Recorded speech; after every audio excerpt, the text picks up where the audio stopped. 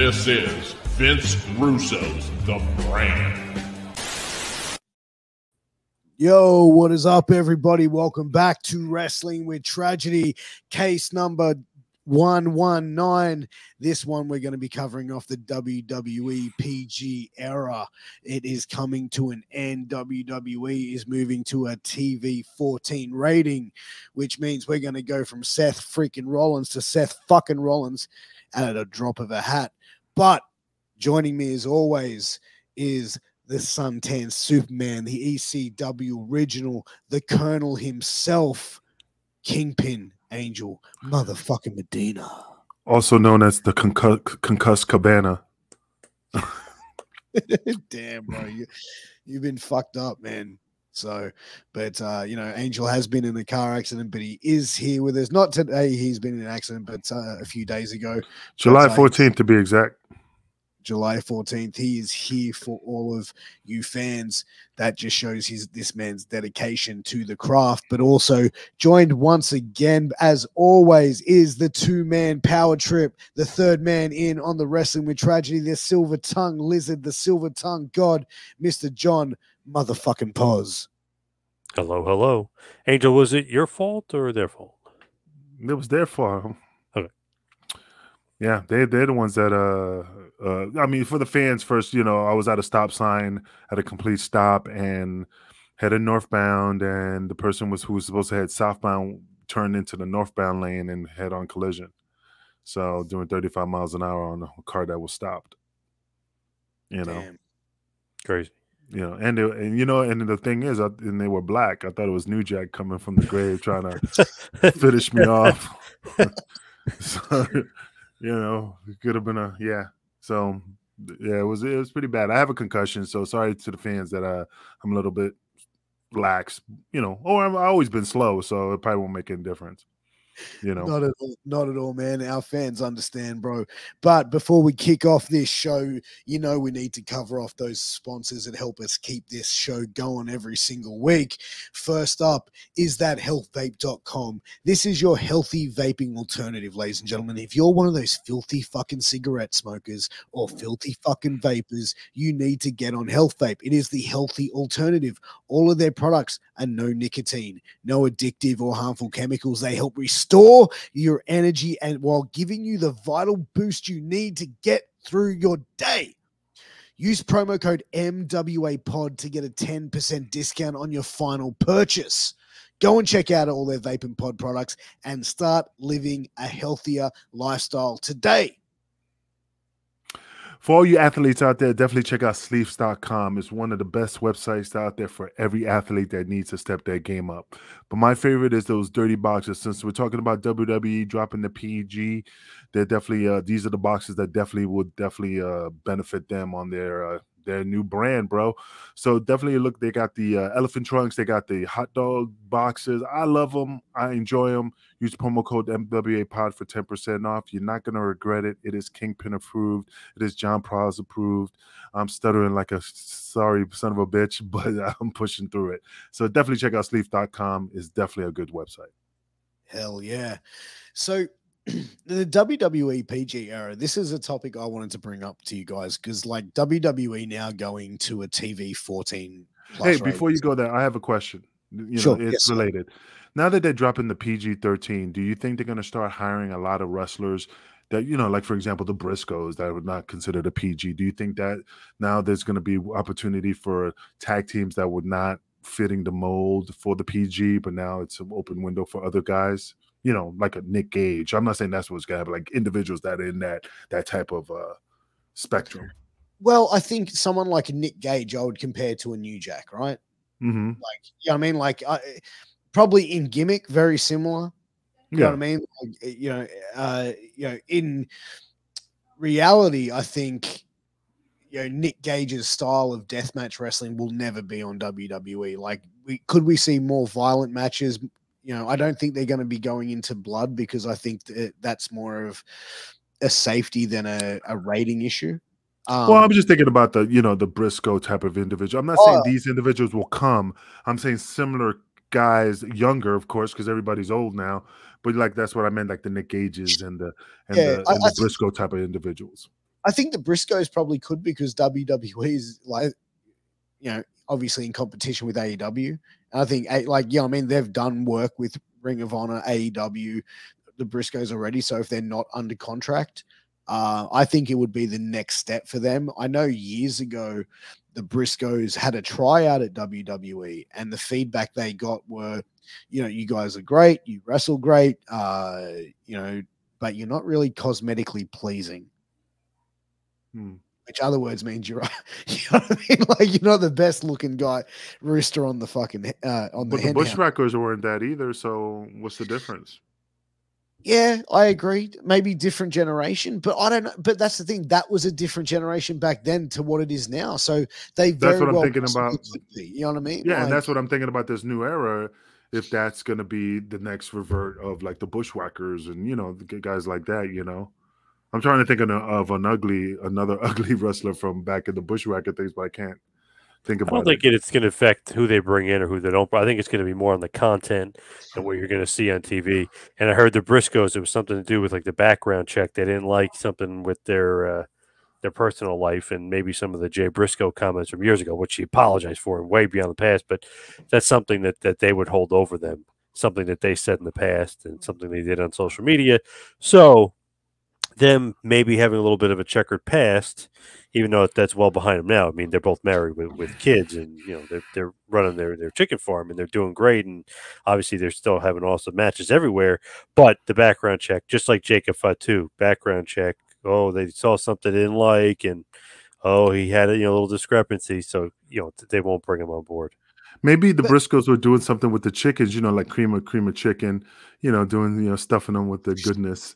And people thought it was just some Alfredo sauce. What about that? While we're in the Briscoes, let me ask you this: could the Briscoes, right? Like, could they be considered one of the greatest tag teams of all time, or because they haven't been to WWE, would that be a thing that would probably hold that back from putting them in contention? Well, they weren't on national. They weren't on national TV. True. I think they're a great tag team. I think they're awesome. Me too. I'll put them in the category of one of the best tag teams out there. It's just they haven't had the opportunity to be on the biggest stage in the world. Yeah, that's my opinion. True. But getting into the WWE PG era, do you think changing now over to a TV 14 rating, they're going to do more like risque shit as far as like, sexual innuendo content? Like I know now with the Me Too movement, and with cancel culture, it's going to be hard.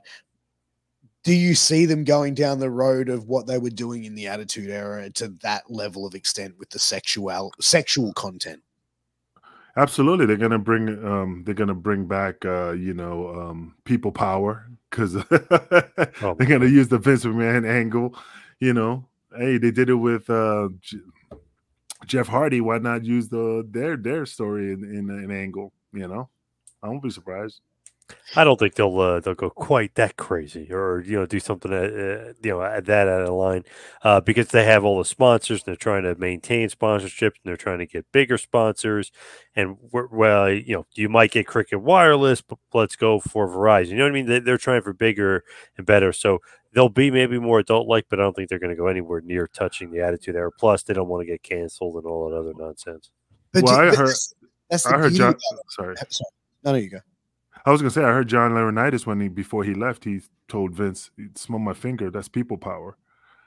Oh my god! People power. Okay. Live audiences. Yeah, no, do you think? I was gonna say, to me, the way I look at this is Vince McMahon has just been accused of all $12 million in hush money payouts, right? And now a week or two after that, we're looking at, hey, WWE's going to go from PG to TV 14. You know what I mean? yeah, I mean, Vince is in charge of creative, so that decision's come from Vince. Do you think this is his way of saying, like, hey, I don't give a fuck about what's coming out about me. I ain't going anywhere, and I'm going to make it all about me. I feel like it came. I feel like it came from USA. That's where I feel like it came from. Like they want more adult programming, and maybe they feel like Raw needs to do that. Maybe they need to get a bigger number. Maybe they're not quite seeing it with the PG. I mean, God, it's been PG long enough, and it hasn't worked at all. It hasn't really moved the needle. I don't know. Maybe that pressure is coming from USA. Yeah, I mean, that. Possibly. I mean, but we've started to see like the content get like, yeah, I mean, like it used to be fucking corny as shit, right? Like when they had the fucking every week they had a guest GM where they have a celebrity come in who gets to play wrestler and is like winking at the camera, you know what I mean? Like shit like that. And kind of even exposing the business in a lot of ways, but like it just became like, you know, a cartoon show for kids, right? Yeah, I mean, I agree. Not good though. Not a good cartoon show. I mean, we're not talking about like GI Joe here or Thundercats or something. It became a Max one of those bad cartoons like Pokemon or something. You know what I mean? It became a silly, stupid cartoon show that didn't really resonate with a lot of people. Phantasmo. There you go. What stars do you think were created in the PG era? Like, let's say 1, 2, 3 Kid. 1, 2, 3 Kid. What he was PG? I mean, but we're talking the PG era, known from like once the. So I think we should clarify what the PG era is, right? Correct, when it started, when it ended. Like, what do you? I consider 2008 to 2014. What would you consider it, Piers, as far as like the years of it? Because you figure we had the new generation era, probably 93 to 97. Obviously, the Hogan era is before that, from 84 to me. But then you got from 97 to 2002, I would say, is the Attitude Era. 02 to 08, I would say, is the Ruthless Aggression Era. Then I would say 08 to 2014, I say, would be the PG era. Yeah, I would agree. And then you've got the Reality Era. Right. You know, like, so the Reality Era and the PG era went hand in hand, right? Because there was no real change in rating. You know, the only thing with the Reality era, which they did, which I didn't really see much reality being put in there. You know what I mean? Like, you know, Daniel Bryan was the face of that Reality era. I always called it the Network era, because that's when they got the network and went away from the pay-per-views. So I always think 2014 is like, and I don't know when it would stop, but like that would be kind of like the network era. Yeah, possibly, man. But like, I feel like the PG era, like when they changed in 2008, like, would you consider John Cena a PG era star? Like, do you think really? But he was like came in years before the PG era started, though.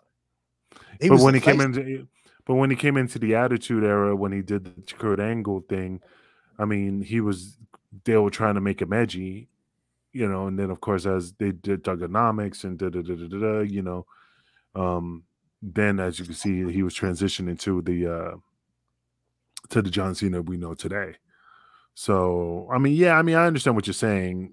It's just that most of his career is just me focusing on the, you know, never give up gimmick, and everything else is just like took a back seat, you know. Yeah, I get it. Like for me, I really enjoyed his rap gimmick and stuff like that. I thought it was hilarious. His finishing move being the 5-knuckle shuffle. I was like, that's fucking gold. But think about it like this, and this is just my opinion. Look at Hulk Hogan, like Hulkamania, and then you think of Hollywood Hogan. Which is the best of the two? Which one is the most memorable? You got the people that think of the yellow and red, but then a lot of people love the Hollywood. So, you know, for me, it'll always be Hulk. Yeah, I mean, but that's what I mean. It's just like due to the time frame of those years. I mean, yeah, Hogan has those two type of personalities, but with the John Cena, I think the John Cena, like the Never Give Up, you know, is more lengthier than the other gimmicks.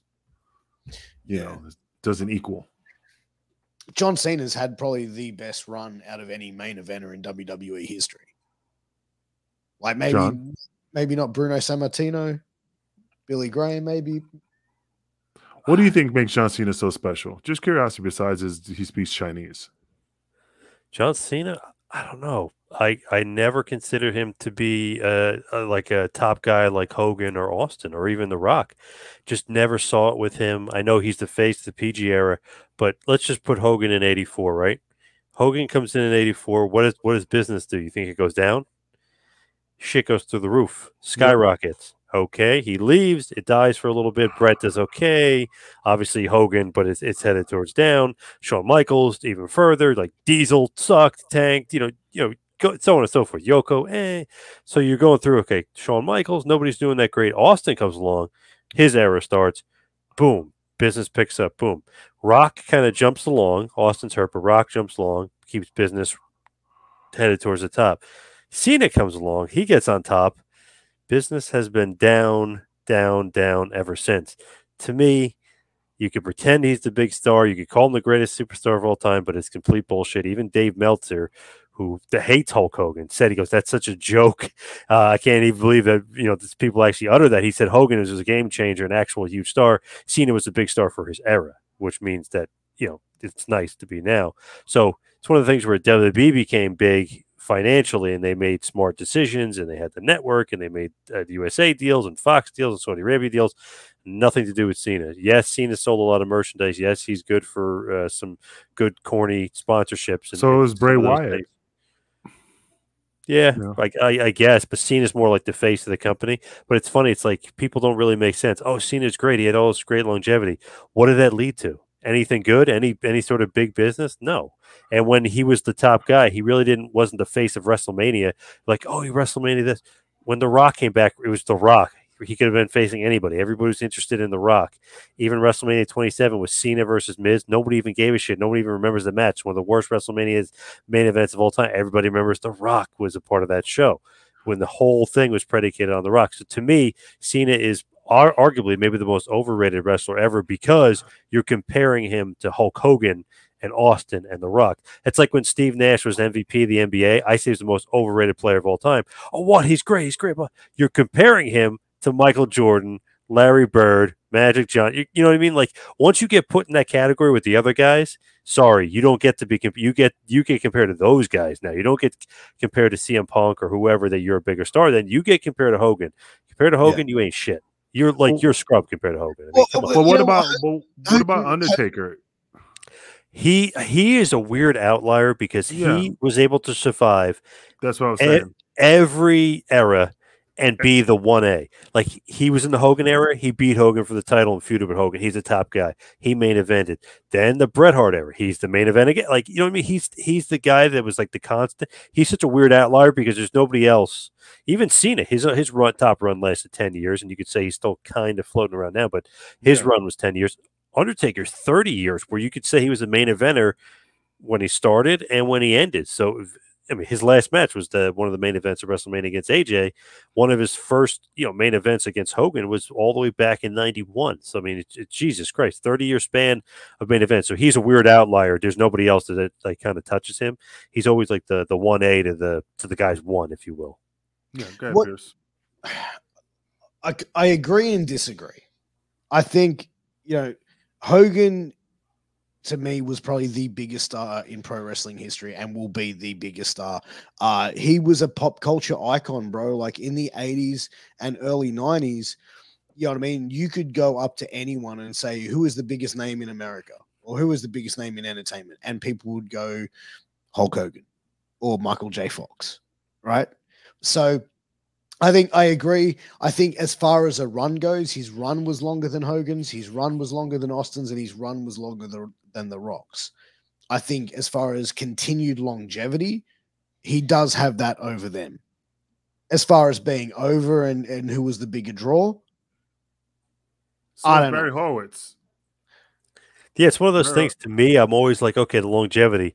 All right, Yeah. Tito Santana was there forever. Like, Yeah, should we that's say what I mean. Tito is better than Hogan? I mean, I don't know. To me, when people say the longevity, like, oh, he's such a but a long Yeah, run of what? He was never. Yeah, He was never but like he's the main eventer for like you know what I mean he main event. kind of like you had Batista there at one point, who was also the main eventer. Triple H, for some reason, would never go away and still was main eventing. You know what I mean? Like he main evented WrestleMania, not 21. Batista was over him because they thought Batista was more over than him. 22, he gets the main event. 23, Cena gets the main event. Wasn't supposed to. Everybody thought it was The Undertaker versus Batista, and that was the announced main event because he won the Royal Rumble that year. And they threw in there last minute. So people that think, oh, well, Cena main event, they threw it in last minute and they didn't even tell you. And actually, the advertised main event was the McMahon, Trump, Lashley, Umaga, Austin thing. So it was funny. He wasn't even considered. So then he's injured and then comes back for 24 is not in the main event. 25, he's not in the main event. 26, he's not in the main event. 27, he's only a part of the main event because it's the Miz and it's all part of The Rock. Then he's really only part of the main event 28 and 29 because he's feuding with The Rock. He's the big young gun feuding with The Rock. So to me, it's like, yeah, he had the Raw and he had the longevity, but you had Lesnar there. I mean, I'm not buying it with Cena. He's just sure he had the longevity, but he wasn't the tippy top guy. I mean, sure he was selling the most merch, but whatever. Yeah, like fair enough. Like I think like the PG era, like as far as stars go, like, and even looking across at the other eras as well, like, you know, in that time, like we saw like Matt Cardona, Sheamus, the rise of CM Punk, Cesaro, the rise of CM Punk. You know who else? These nuts. He's nuts. Damn it! I thought you were going to have somebody good. But you know what I mean, like we definitely saw some stars created in that time. I think though, like in that era, you have like I don't know. To me, it almost sensed like the beginning of the end. Like that was like, you know, can we have something here with ruthless aggression? Maybe, maybe not. The Benoit murder suicide happens, and then it's like, okay, we're going PG. And I don't know, and it just seemed like I don't know, it was dying off. Like even Punk, I feel like didn't have like the cash. Like PG Punk is, you lose a little bit of the cachet of what I saw from Punk in Ring of Honor. That had this whole attitude and bravado, and he was still, you know, he's still good, the voice and stuff, but he was something missing in that PG era for sure. And I don't know, just. I think the reason they wanted the Punk to do the PG thing is because he's the straight edge, no alcohol and all that BS. So, which I'm not saying is BS, is just, you know, that was his gimmick. Didn't he make his debut where he bitch slapped fucking Shannon Moore on ECW? But like, you know, but that's the thing. Like even with ECW, like, you know, that came in 2006, then 2 years later it's the PG era. Then you've got like the third brand ECW, which is this watered down version of it, which wasn't really ECW, really, was it? Like by 2008, it was just like a show called ECW that was run by WWE. No, I agree. You know, like it wasn't like that next level of like, this is our fucking like late night shit. And that's the way I think that they could have, while in that PG era, still had that ECW show, but making it a little bit edgier. It was really developmental before NXT was NXT, because that's where we saw like Zack Ryder, Sheamus, all these guys that were coming up from FCW were going up through ECW.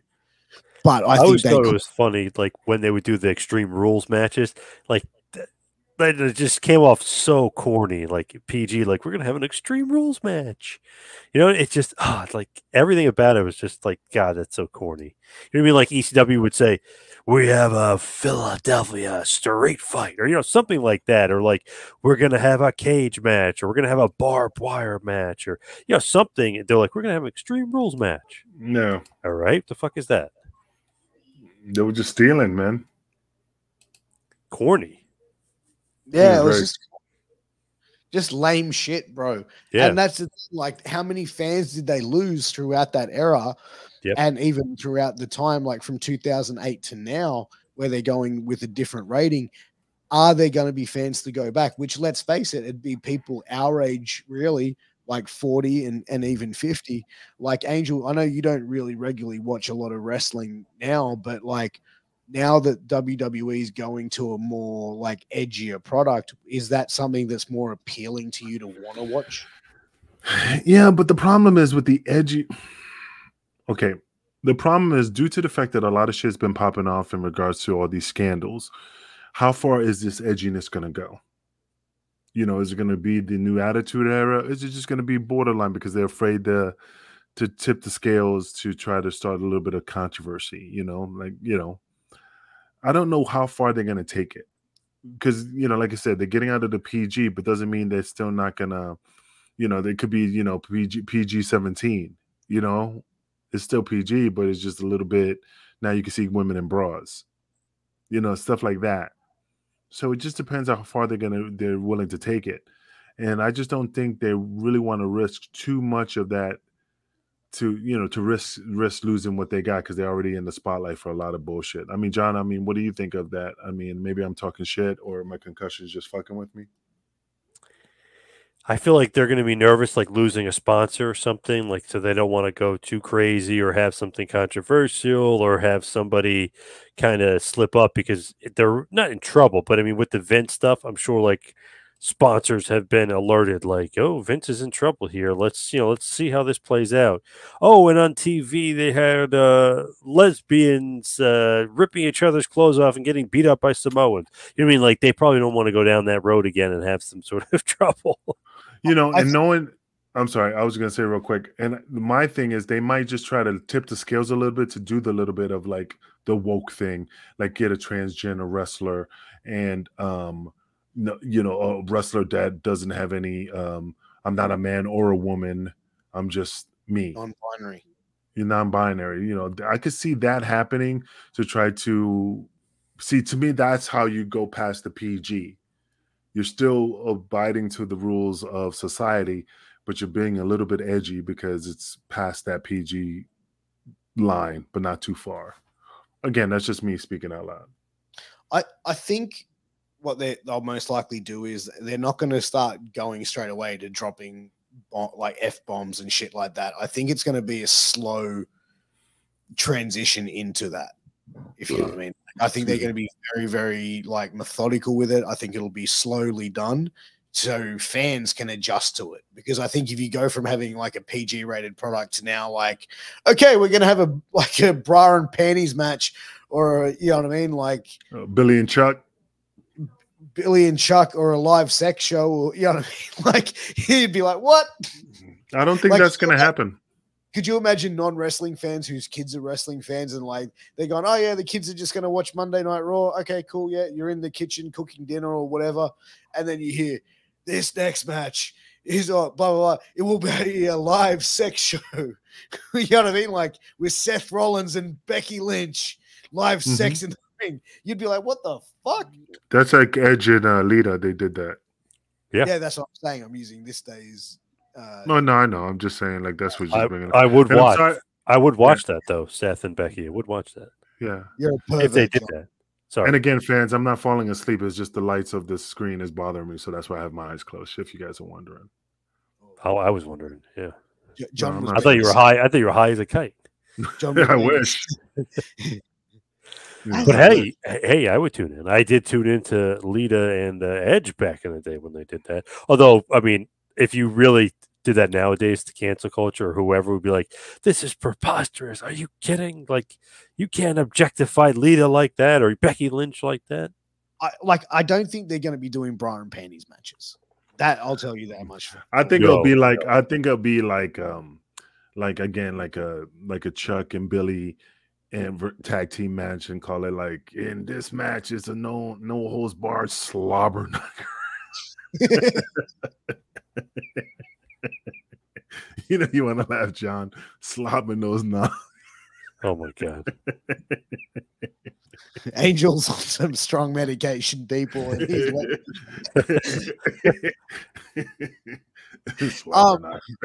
Like, yeah, I think as well. Like, I don't think we're going to see Brian Penny's matches because I think that's kind of like outdated and kind of like, I mean, cancel culture would be all over that. Like, someone stripping someone against their fucking will. Yeah. What about chopping somebody's dick off like Val Venus? I think we'll see. I think we'll see intergender wrestling. That's something. Like I think we'll see that. But I don't think we're going to see like. I think it's probably going to be more indie style. What you see at indies. Possibly. I feel like though, if they go with the more adult theme stuff, like I don't know, like where could they go that they haven't gone before? That's not retread or that's not like jumping the line. You know what I mean? It just seems like okay, you're going TV 14, probably going to see the same old, just because. If you're not changing the creative, like I feel like they have no creative juices.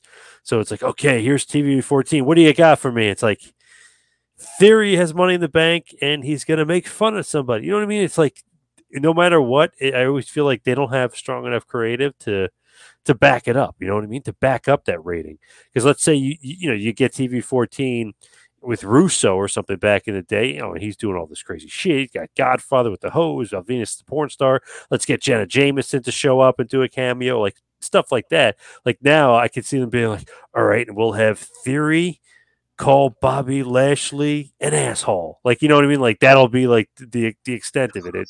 I feel like I don't know. They don't have the creative chutzpah. I don't even know what the correct word, but they don't have the creative balls like to be better. Who do you think they should bring in to be head of creative?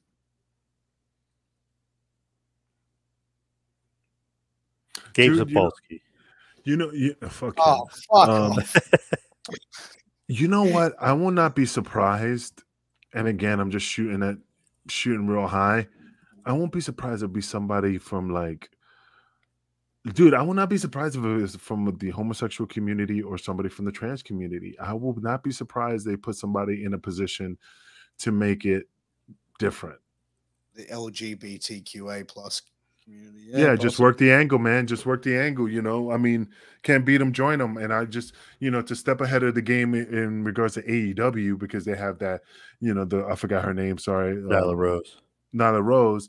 What's the next level from that? They already have a wrestler, so they're just doing a carbon copy. But if you put somebody in high power, like, a John Laurinaitis character, people power, but somebody in that realm of the homosexual community or the trans community, that's a different level of like, wow, okay, this is bigger than a wrestler. This is somebody in charge of the organization. That's money. I could see it. Yeah, I mean, it would definitely make a statement about WWE supporting people. I think as far as creative though, like I think there's so many names that you could be brought in there. Like I think Triple H would be probably one guy I'd be interested to see what his creative would be. Mm-hmm. I don't know. We kind of saw that with NXT and they shit on him. Yeah, that didn't really go too well. Yeah, because he was doing so well. And that's the thing. When he was doing so well with NXT, everything was going smooth. Everybody was loving the angles, and he was in control. And then all of a sudden, jealousy. And again, I'm looking at it from outside in, but it looked like people were being jealous. And then all of a sudden, they pulled him off. And all of a sudden, they went from the Rainbow Coalition type of the rainbow of the NXT, changing the colors, making it all bright, which is nothing wrong. It's just I could just see. They just try to get away from what Triple H was doing. Yeah. Because he's doing nothing wrong. No, I mean, it was the superior brand, really. You know what I mean? Like, and it was their developmental. You know what I mean? Like I used to watch NXT religiously. And, because I felt it was the better. I enjoyed it. I enjoyed it more than Raw and SmackDown. It was, 90 minutes long. It's not like 3 hours. It's not 3 hours, which, with young kids, it's hard to sit down and watch a 3 hour anything, right? That's in porn for 3 hours. Hey, don't blame it on my concussion. But anyway, go ahead, Piers. Go ahead. What you're saying? You completely threw me there with the porn comment. Fucking cocksucker. You said nobody could do 3 hours of show, something like I that. know. Yeah. I'm just saying, like, yeah, no one, like, bro, like, us at this age of our lives, can we really sit there and commit to watching 3 hours of Raw every week? Like, No. with how much wrestling's out there, like, especially something that you've never really been into. Like, No, if I was I'd cut it down to 2 hours, but like, I would watch NXT because it's 90 minutes, it's good, it's a fast show, and it's done. No, I could do 3 hours if it made sense, man. If it was not all about promos, it was all about, if I could visually see I could watch 3 hours of, like, and I'm using this as an example, like when Dusty Rhodes got his hand smashed by the Four Horsemen and he said, make this count, and those type of angles, Nikita Koloff. I mean, I know I'm going back in time, but that's what those stuff used to grab my attention because it was a story that had meaning, It was just like, felt like reality was like a soap opera. When you get hooked on a soap opera, you just got to see what's happening next week. So, I mean, I just think that I could be able to watch a 3 hour show, but it really has to hold my attention. And a lot of them is just boring promos. 3 hours a week, though. That's rough. Oof. No. Like, dude, like, my favorite movie of all time is The Godfather, right? That's a 3 hour movie. Yeah. You know what I mean? Like, but that's a movie that you can that's a thing you can sit there and watch. Like, I just find, like, I've tried to sit through and watch Raw recently, and I got maybe an hour in, and that was it. You know what I mean? Mm-hmm. And it's like, even pay-per-views now, I have to sit and watch pay-per-views over 3 days. Whoa. Yeah. So I just don't have you know what I mean? Like, I just don't have the time to sit there and watch it all at once. You got to just skip and go to the good matches. That's what you got to do. When I watch a show, I just like to sit back and just watch. All right. You know what I mean? Godfather 1 or 2? Godfather 1, bro. Okay. 2 is great as well. 2 is great. 3, I think, is probably one of the most underrated movies. Really? I was going to say 3 isn't as good as the first 2, though. I don't know. I think it's got something special. Whoa! Wow. I think it's something special. Yeah, because it tells the story, man. It's the trilogy, so I think it. Yeah, but it's like when you hear like bands, they drop, the next album is not as good as the first, or like the sequel's always not as good as the first movie. And I don't know. I think it's underrated. I don't think it's brilliant. Like, I don't think it's the greatest movie of all time. I don't think it's better than 1 or 2, but I think it's underrated. I think they have to keep it separated.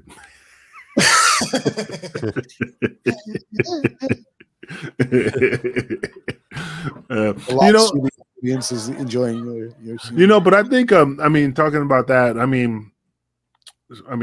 Scotty Raven, the dude has a good head for business. He's very knowledgeable. I know he's unstable, but the guy has a good head on his shoulder. No, I think sometimes he comes out with the far left shit, that just like throws you off. But I'm not high, Poz. I'm not on any gimmicks. Gimmicks. It's just Raven's he's a cool dude. He just You think he's got it creatively, though? Do you think he would be able to? He does. Yeah, he's smart, man. He's fucking smart as hell, man. He just has a lot of logic, a lot of knowledge, a lot of good ideas.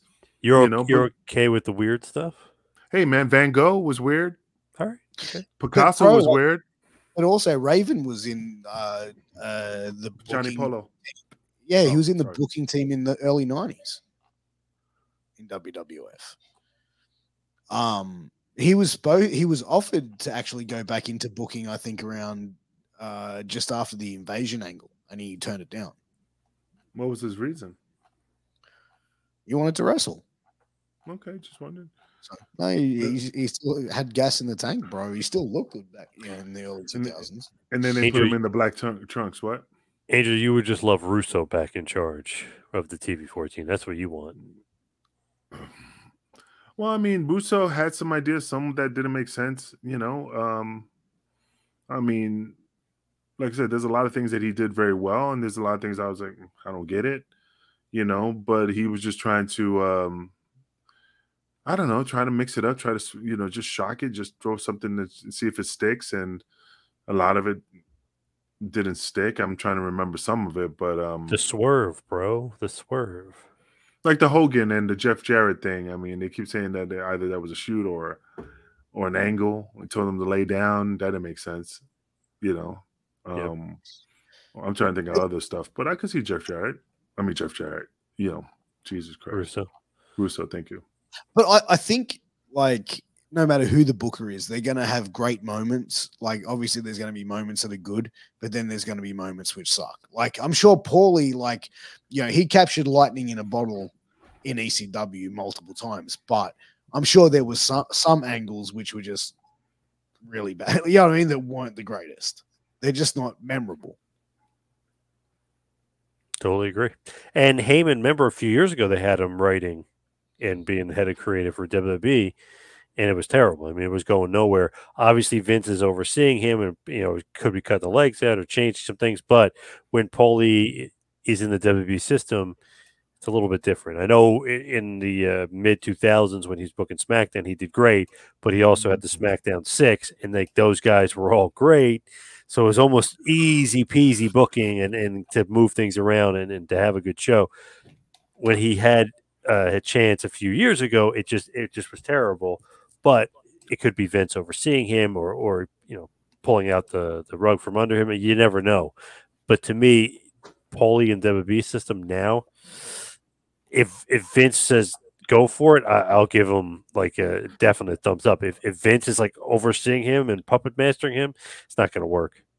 No, I agree. I think anytime that he's been given, you know, that sort of role creatively, I think Paulie has just been stifled. You know what I mean? Like he's a pretty intelligent guy, and he gets the business and books some amazing angles. You know, but he hasn't been able to capture that in WWE.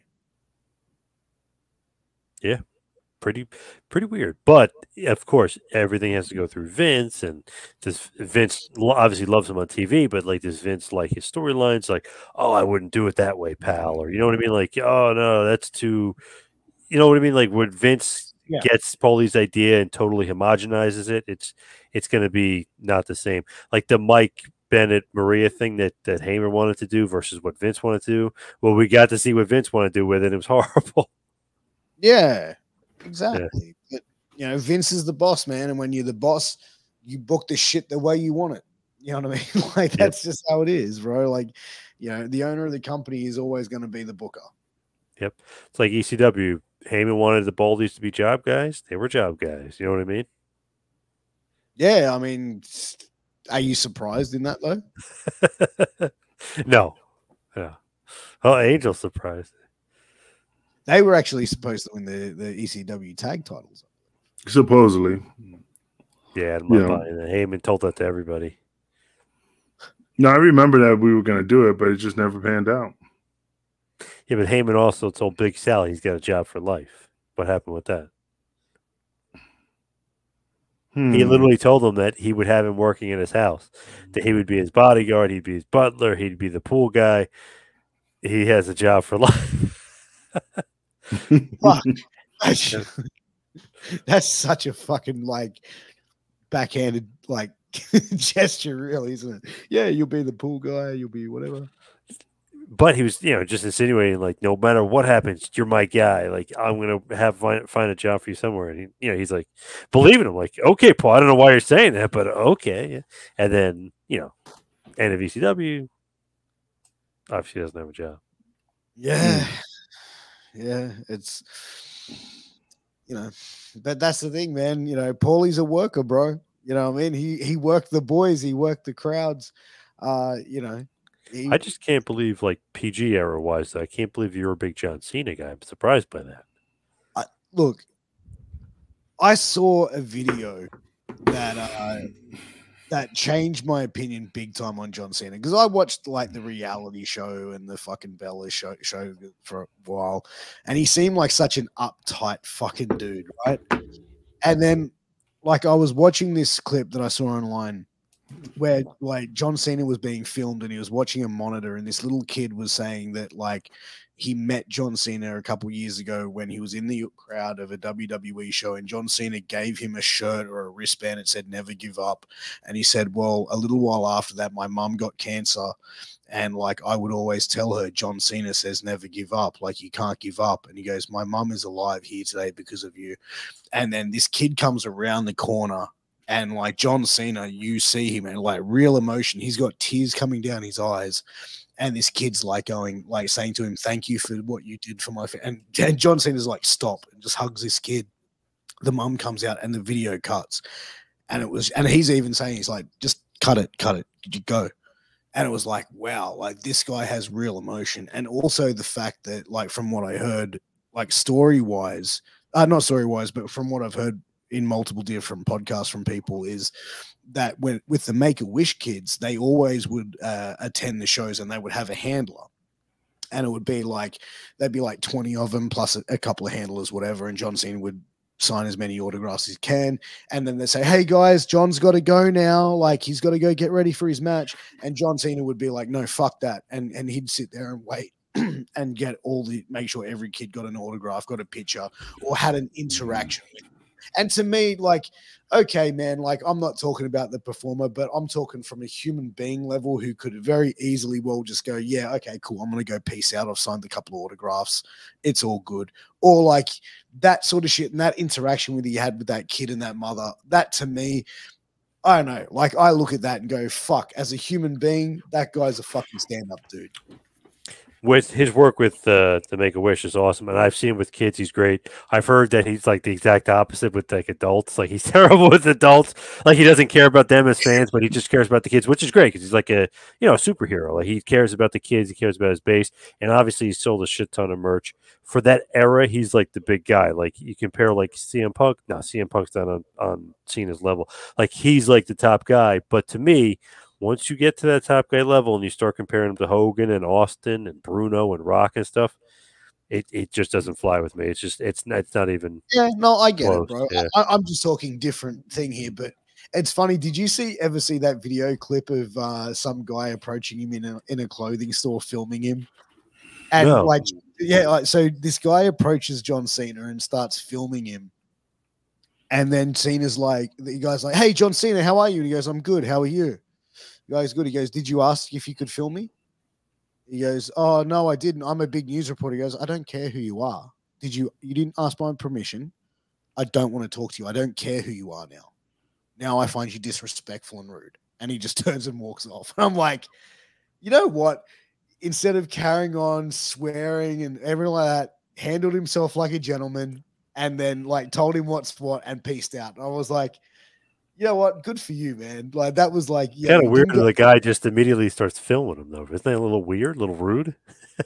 Well, that's exactly right, man. Like Yeah. you can understand that, bro. Like like you probably get it all the time, John. When you walk down the street, people come up and go, "Oh my god, it's John Poz." It's funny. This guy I know saw Cena. This was a few years ago in the city, and he's like, "Oh, John, take a picture," and he was like, "No." I guess maybe he didn't want like a crowd of people, because if somebody stops, takes a picture, and it's John Cena, maybe he was in a hurry or something. But literally, he's got a picture with Cena, and Cena's like half blurry because he's walking away from him as he goes, no pictures or something. It was just funny. Like I was like, maybe he just doesn't want to be bothered by like adults, maybe unless they have kids with them. Yeah, but also he's probably bit like, you know what I mean? Like people have lives as well, bro. Like, you know what I mean? Like, oh shit. I'm thinking in the city though, like if you stop, you're screwed because like 1,000 people could be around you in like 1 second. So that's what I was thinking. And the guy's probably being loud, like, "Oh, John Cena," you know what I mean? Mm-hmm. So he's probably like skedaddling as the guy's calling his name like a goof. Yeah. Or he could have been busting for a shit. Yeah, true.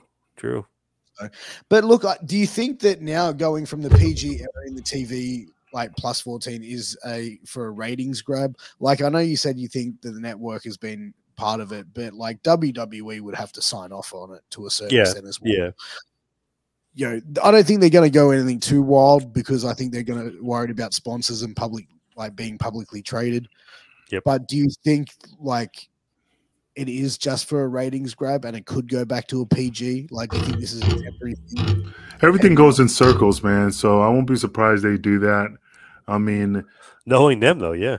yeah, I mean, shit. I mean, they'll probably bring back Lars Sullivan and call him the gay version of fucking oh my god, Val Venus, because he did that gay porn, Yeah.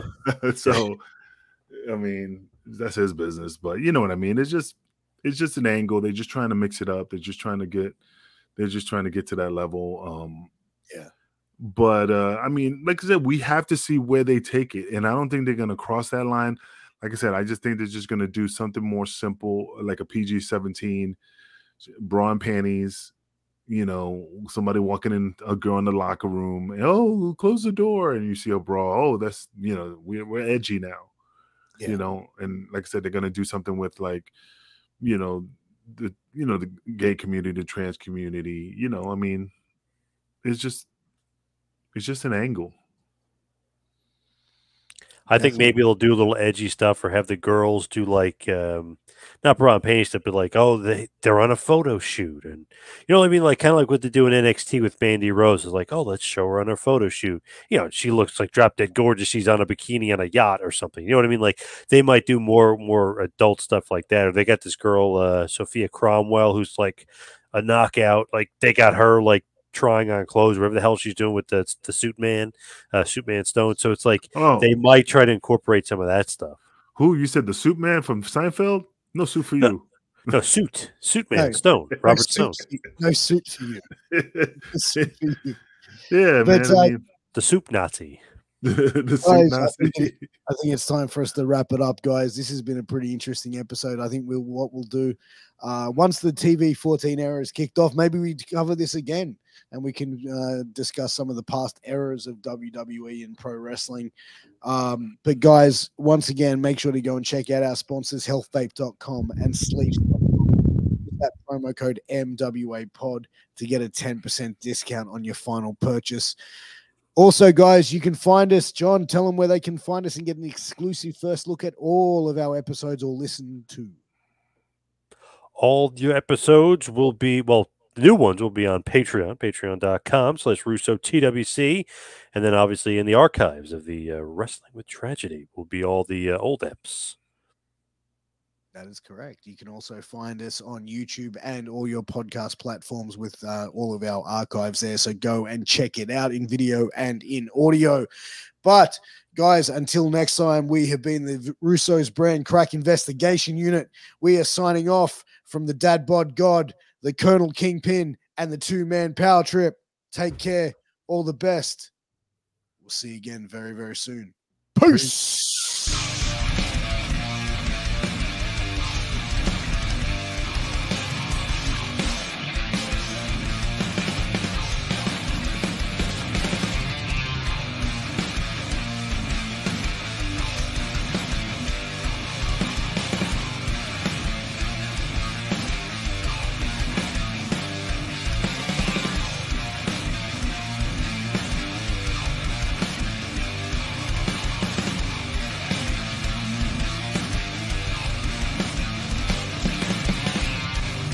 This is Vince Russo's The Brand.